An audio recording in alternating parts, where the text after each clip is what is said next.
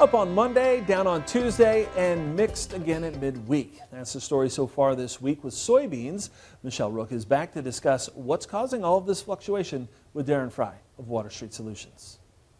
Grains ended mixed on Wednesday. Darren Frye, Water Street Solutions, joining us with analysis. And Darren, let's talk about the corn market. We've been putting in weather premium. How much weather premium does the market need? Well, I think we had some weather premium ahead of this rally, and so I'm not looking for a whole lot more.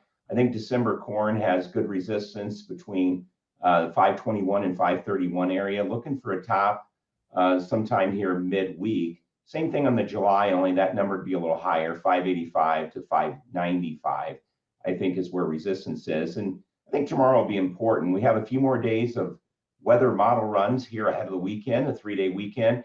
And we'll see what those look like, but they are starting to turn maybe a little bit wetter in the far out, like 14, 15 days out. And we'll see if that continues over the next 4 or 5 model runs. So when does weather become critical in terms of maybe curbing our yield on corn? Well, I think it's too early, other than a few places that are really dry. You have a spot in eastern Nebraska, you have a little spot in Illinois through central Indiana that just haven't received the rainfall. And you can see that if you look at some of the weather maps, as well as look at what the soil moisture is like. And so those areas are most vulnerable, but you probably got less than 4 or 5 million acres like that in the country. A lot of people got the crop in, good stands, things are looking good. They have enough moisture to get into the middle of June. I think it'll be critical that we see a weather pattern change as we enter that second and third week of June. If we don't see that, then everything has upside to it as we move into the end of the month here in June. Soybeans tried to follow corn during this session yesterday, and then we saw kind of a mixed close. Did we just run up into some chart resistance? Yeah, we did. And you take a look at Tuesday's action, we had reversals, whether it was a 3 inside down or a bearish engulfing bar. We had reversals in soybeans, bean meal, and oil to the downside.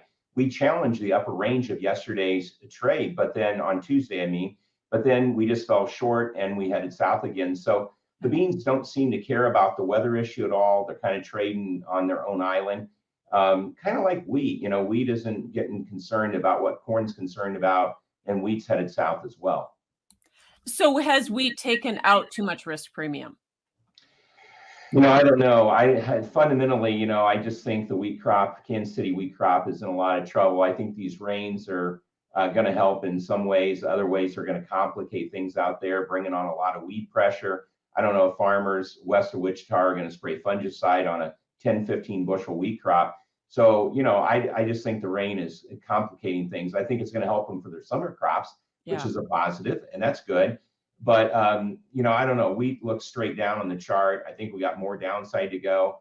I think some of that is importing some wheat, some of it's blending it out. Right. I just don't know if we're going to have enough to get wheat to score a bottom here before we get to July. Thanks so much for joining us. It's Darren Frye, Water Street Solutions, and we'll have more Ag Day coming up. For marketing strategy specific to your operation, contact Water Street Solutions at 866-249-2528 or online at www.waterstreet.org.